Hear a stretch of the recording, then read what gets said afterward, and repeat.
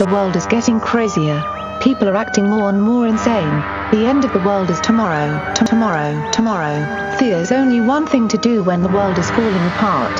Listen to Basil and Gonz as they discuss this week's news and events through the lens of Bible prophecy. You are listening to Canary Cry News Talk.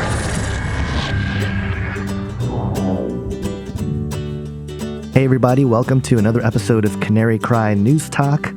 This is Gonz, and it is September 12th, 2017. Basil is still out, and I was unable to work out a guest co-host, but that might have been a good thing because there's quite a bit of stuff I want to cover in this episode, and I think this is the kind of thing that I would have used or might even still use in Age of Deceit 3. This information about Ems in this recent TED Talk by Robin Hanson.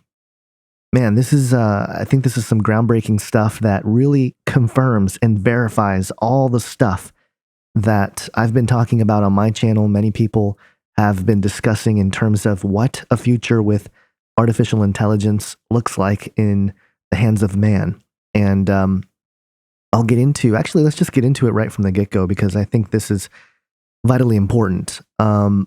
The TED Talk is only about 12 minutes long. I'll leave a link in the description section, but you should check it out. This is worth kind of listening to and also kind of analyzing the uneasiness of this guy, Robin Hanson, who is an economist and social scientist.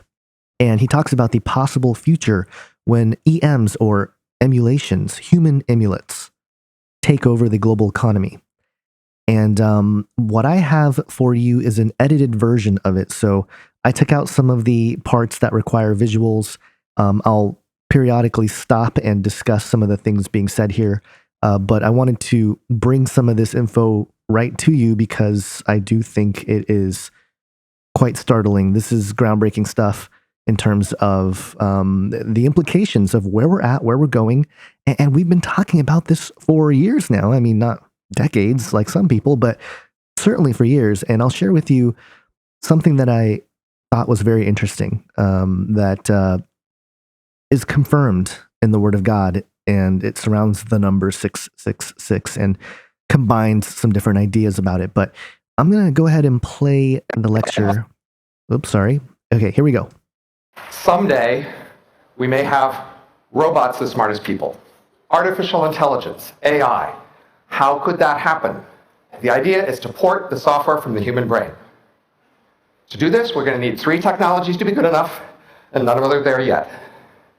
First, we're going to need lots of cheap, fast, parallel computers. By the way, he's talking about the blockchain there. You know, the whole idea of the blockchain freeing humanity, the parallel computing, that's the blockchain. That's the decentralized system, the model of Bitcoin. So he's well aware of where this is headed. And let's just keep listening here because it'll become more apparent. Again, this is edited, the version I'm playing for you. So it's sped up a little bit. And there's some gaps from the actual lecture. That's why I recommend you guys go check out the real lecture. But I tried to highlight some of the more provocative points here. Second, we're going to need to scan individual human brains in fine spatial and chemical detail to see exactly what cells are where, connected to what, or what type. And third, we're going to need computer models of how each kind of brain cell works, taking input signals, changing interval state, and sending output signals. If we have good enough models of all the kinds of brain cells and a good enough model of brain, we can put it together to make a good enough model of an entire brain, and that model would have the same input-output behavior as the original. So if you talk to it, it might talk back. If you ask it to do things, it might do them. And if we could do that, everything would change. Okay, so one of the things you might have noticed is he is very kind of nervous sounding. And I think part of it is just being amped and being on stage talking at a TED Talk. But I think there's an element of genuine concern here coming from him that you can feel. Okay, and he's very, he goes on to talk about how he's an analyst and he's just providing you the information. He's not trying to inspire necessarily. And he discusses that here. Let's continue on. What would actually happen? I became obsessed with this question. I spent 4 years trying to analyze, using standard academic tools to guess what would happen. And I'm here to tell you what I found. But be warned, I'm not offering inspiration, I'm offering analysis. I see my job as telling you what's most likely to happen if we did the least to avoid it. If you aren't at least a bit disturbed by something I tell you here, you're just not paying attention.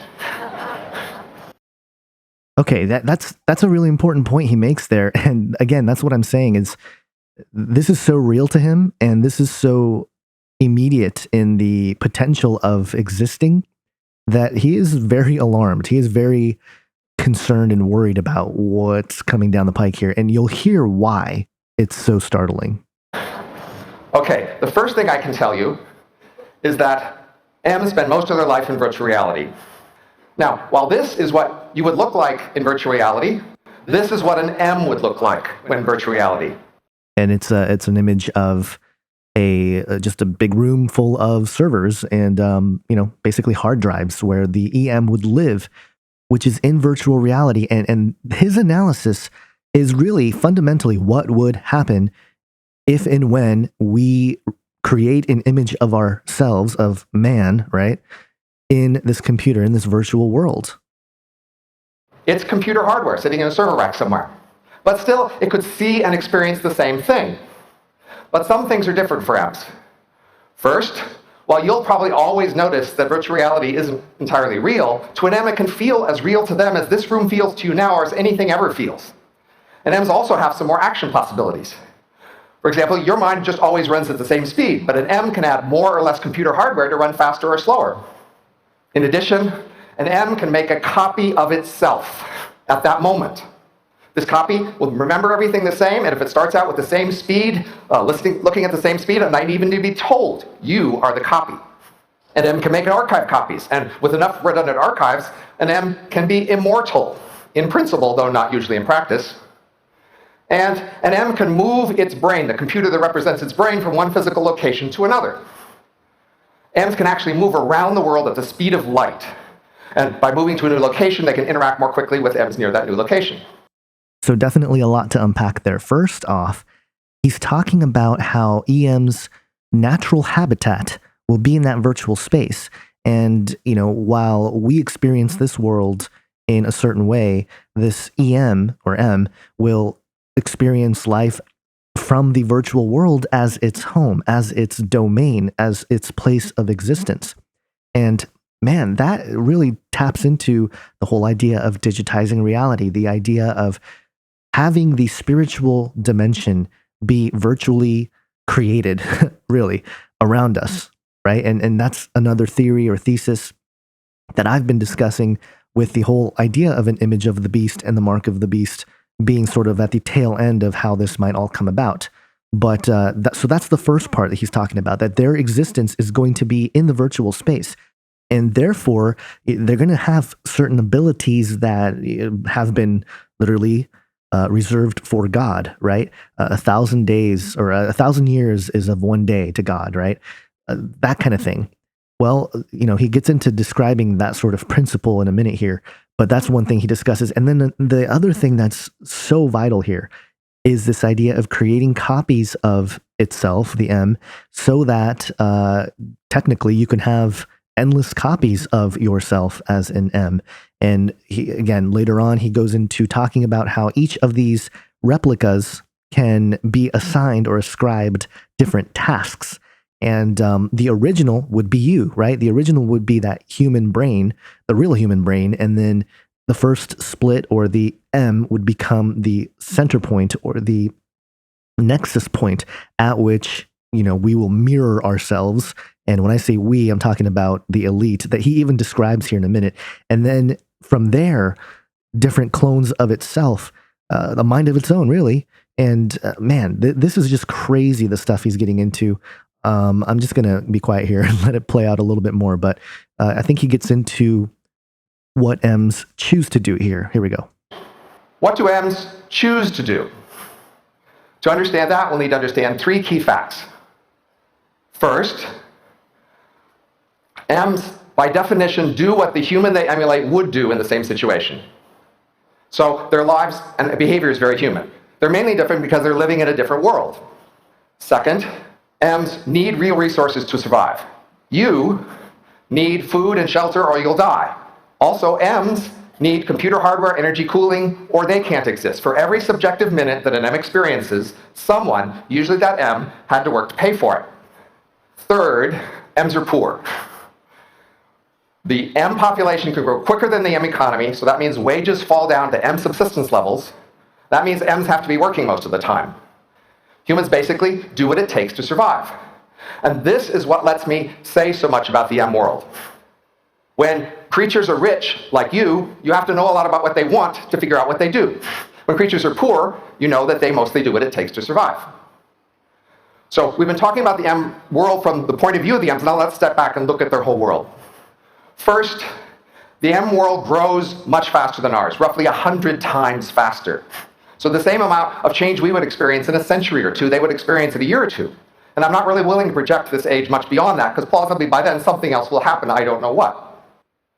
Okay, so that's a pretty big bombshell because of the fact that 100 years of progress for mankind, think about that, okay? In the last 100 years, 1917 to 2017, look how much progress was made, right?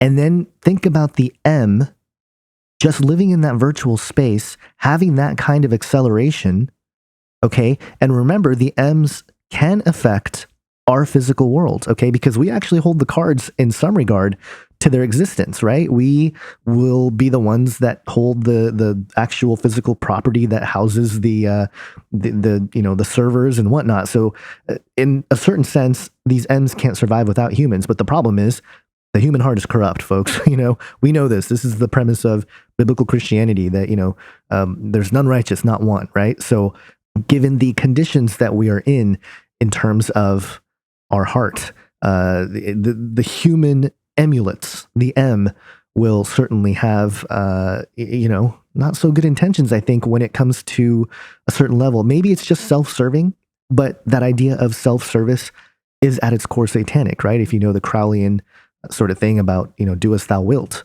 So very relevant concepts to all the things that we've been discussing on the YouTube channel and the podcast for several years, all sort of coming into focus in a very profound way, coming from a very nervous economist and social scientist here. Second, the typical emulation runs even faster, roughly 1,000 times human speed. So for them, they experience thousands of years in this year or two, and for them, the world around them is actually changing more slowly than your world seems to change for you.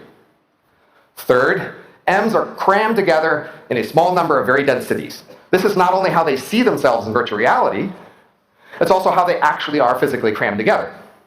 So at Em speeds, physical travel feels really painfully slow. So most Em cities are self-sufficient, most war is cyber war, and most of the rest of the Earth away from the Em cities is left to the humans because the Ems really aren't that interested in it. Speaking of humans, you were wanting to hear about that. Humans must retire at once for good. Now, I have to mention the part about compact cities. What's that sound like, right? Agenda 21, now sustainable development for the year 2030. I mean, you know what? The whole UN thing sounds like they're just setting up for these emulates here. They're just building these cities for these emulates to live, and we will basically become fodder or, I don't know, just energy sources like the battery in the Matrix or something for these EMs. I mean, it's crazy, but yeah, the other part of him saying, oh, humans must retire. Hey, you know what? He might be right. And he might be not directly, but indirectly speaking of the end of the age and the return of Jesus Christ. I mean, I don't know, but it just seems awfully crazy to me that he doesn't really see a role for humanity beyond this point when this sort of thing comes online. They just can't compete. Now, humans start out owning all of the capital in this world, and the economy grows very fast, their wealth grows very fast. Humans get rich, collectively. Okay.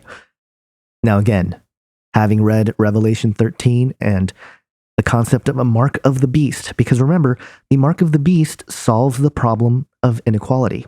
It's offered to everybody, right? Everybody can participate in this economic ecosystem where you can buy or sell.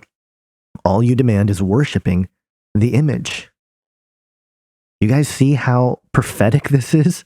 I mean, it's crazy to think that this is even happening right now. I mean, I'm pretty blown away with this lecture here, but let's continue on. As you may know, most humans today don't actually own that much besides their ability to work. So between now and then, they need to acquire sufficient assets, insurance, or sharing arrangements, or they may starve. I highly recommend avoiding this outcome. Now you might wonder, why would Ems let humans exist? Why not kill them, take their stuff? But notice we have many unproductive retirees around us today, and we don't kill them and take their stuff. In part, that's because it would disrupt the institutions we share with them. Other groups would wonder who's next. So plausibly, Ems may well let humans retire in peace during the age of Em. You should worry more that the age of Em only lasts a year or two and you don't know what happens next. Did you hear that? The age of Em will only last a year or two. I mean, the Bible talks about the 7 years, right? And then the 3.5 years, and then the abomination of desolation. You know, it's just a whole different angle, a whole different element to throw into Bible prophecy, and especially specifically Revelation 13. Man, I wish, I keep harping on this chapter of the book of Revelation because it's so pertinent to what's happening with all this stuff. And the church just totally ignores it. They ignore the book of Revelation. They ignore prophecy. And I mean, it's quite remarkable, you know, and I forgot to mention earlier on, you know, he was talking about how these Ems move at lightning speed, right? Across the internet. Well, you know, the passage in Daniel about people will go to and fro and knowledge will increase. You know, I had always had this thought that, you know, people will go to and fro. And then, you know, in the book of Job, where Satan goes to and fro the earth, right? Man, there's something there. There's something where communication and travel is exponentially increased in ways that, the speed of light, basically. And just a little teaser here. I am working on podcast Canary Cry Radio episode number 121, which is kind of a throwback for old Canary Cry Radio listeners. We just talk about light for a couple hours, and it's a heavily edited show with sound effects and everything else. So stay tuned for that. But anyway, let's just continue on here. We're almost at the end of the clips here. Ems are very much like humans, but they are not like the typical human. The typical Em is a copy of the few hundred most productive humans. So in fact, they are as elite compared to the typical human as a typical billionaire, Nobel Prize winner, Olympic gold medalist, head of state. Ems look on humans perhaps with nostalgia and gratitude, but not so much respect, which is, if you think about it, how you think about your ancestors. We know many things about how humans differ in terms of productivity. We can just use those to predict features of Ems. For example, they tend to be smart, conscientious, hardworking, married, religious, middle-aged. These are features of Ems. And world also contains enormous variety. Okay, we can't ignore that element there because these Ems are going to basically be the elite of the world who are sort of feeding their brains basically to create the Em. It's gonna be that elite class, right? The Illuminati, whatever you want to call it. This has been the race. You know, this has kind of been what they've been trying to do in the apotheosis, in the, you know, the godhood that they sought, and what the esotericists have believed is the restoration of Eden. You know, so all those, you know, fairy tales and mythologies about living forever, the fountain of youth and things like that, this is sort of their technological answer to all that. And it's quite fascinating to consider that, again, we live in this time where we get to see this unfold. But the key point there that I can't ignore is the fact that he even mentions that the Ems will be religious.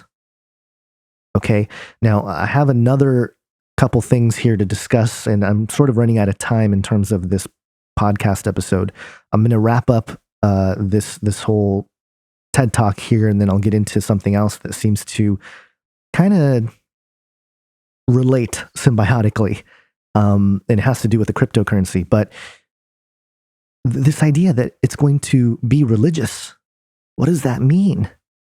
You know, because is it going to be a Christian? Is it going to be a Muslim? You know, all of a sudden, all of these prophecies about, you know, these different religions that may play a role in the end times takes on a whole new different kind of thing.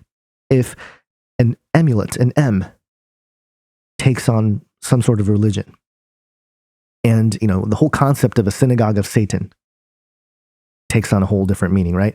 The whole concept of, the possible presentation of the Antichrist being a Jewish Messiah takes on a whole different thing. Everything takes on a whole completely different angle because it would be this emulation.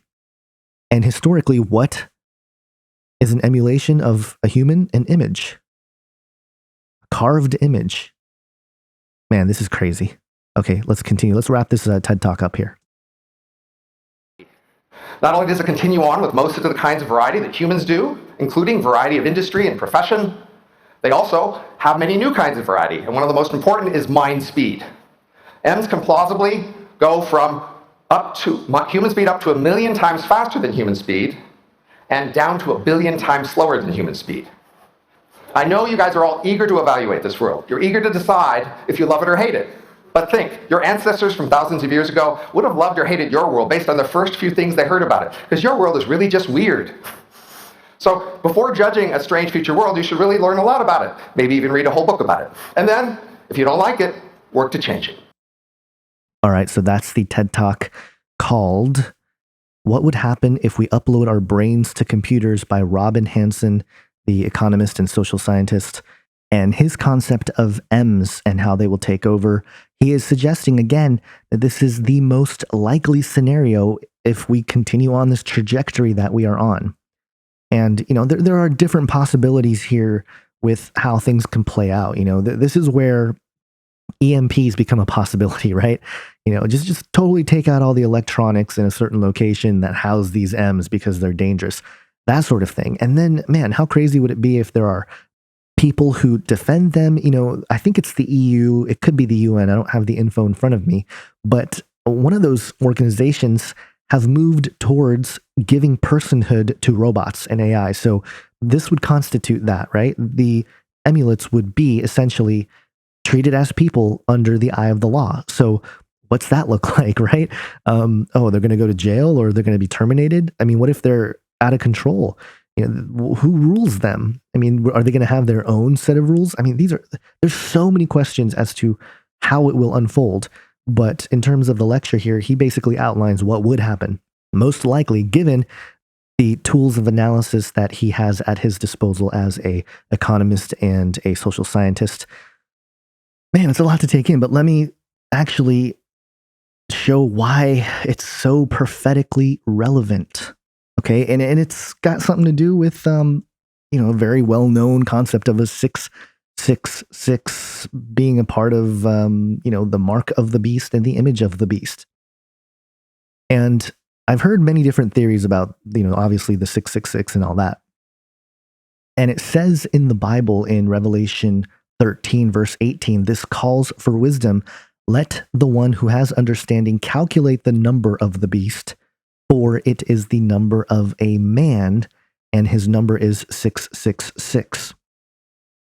And so there's a couple different theories here that coincide or come together in a very profound way, given the understanding of what this guy's talking about with Ems being the human emulet, right? Now, the first part of it is the number 666 relating to the carbon atom, carbon 12, which is one of the 5 elements in human DNA, and it's composed of 6 protons, 6 electrons, and 6 neutrons, which equates to 666, right? It's kind of the stuff we're made of, so to speak. And again, that's been a theory that's been out there, and it's a good theory. It's like, all right, it's a number of a man. It says that in the Bible, but it also talks about how you need to compute this number, right? Revelation 13:18, this calls for wisdom. Let the one who has understanding calculate. I guess not compute, it's calculate, which is kind of the same thing if you think about it. Calculate the number of the beast. Okay, and then I've mentioned this before. But given that the Hebrew letter Vav represents 666, Vav, which is translated in a V or a W, www, which is the World Wide Web, which is the internet, right? And these two elements come together in a very profound way when you look at the Ems. It's the man, right? And the image.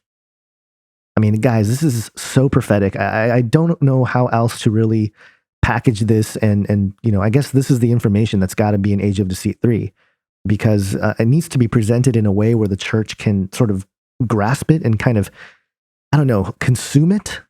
And so I hope you guys get this. I hope you guys at least share this conversation, or I guess it's kind of just me rambling, but I hope you guys share it with friends and family just to make them think about what's happening here. It's prophetic, folks. It is absolutely prophetic. And, I was mentioning how I'm going to talk about something else here at the end. And it's basically a couple different things happening in the world of cryptocurrencies. Okay. And there's one coin called the JesusCoin that's about to come out. All right. Now here's the ad for JesusCoin. Listen to this. It is I, the Messiah, making it rain JesusCoin from the heavens. Like other cryptocurrencies such as Bitcoin, Ethereum, and Dogecoin, JesusCoin will be traded on your favorite exchange. For too long, money-grabbing churches have been trying to own and sell me to their masses. It's time to decentralize me on the blockchain. You're buying JesusCoin, the only cryptocurrency that brings you closer to your Lord and Savior, me, all while maintaining low transaction cost transparency and security. Is this a scam? So how much do you think the value of JesusCoin will be? In today's money, about $13 billion. That's very unlikely. So was my resurrection. Okay, so what else do investors get? Cryptocurrency, healing, forgiveness, the huge. I'm in. Let's do this. All right, so there's the ad for JesusCoin. It's going to be a real coin, it looks like. It's not necessarily a scam, but it is sort of a mockery of the church, so to speak. It's very anonymous in the creation of this coin. It's an ERC20 token, which means it sits on Ethereum. And I think it's just there to sort of play on the religious concept of Christianity or whatever. The white papers, it's pretty ridiculous. It is kind of a mockery. Okay, it is a sort of parody of religion as part of its sort of marketing campaign.